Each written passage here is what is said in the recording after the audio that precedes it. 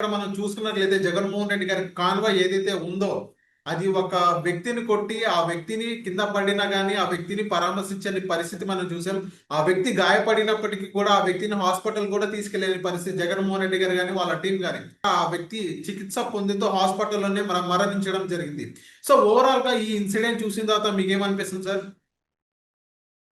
ఇక్కడ రోజా మాట్లాడేదానికి అర్థం పర్థం ఉండదండి. ఆవిడకి సుతరాము రాజకీయాలు తెలియదు.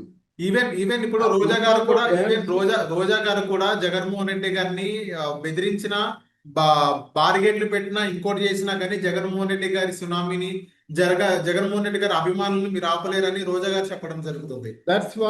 That's what I'm telling. ముందు మాట్లాడే వాళ్ళకి ఏదైనా విషయం ఉంటే బుర్రలో గుజ్జుంటే పర్వాలేదు.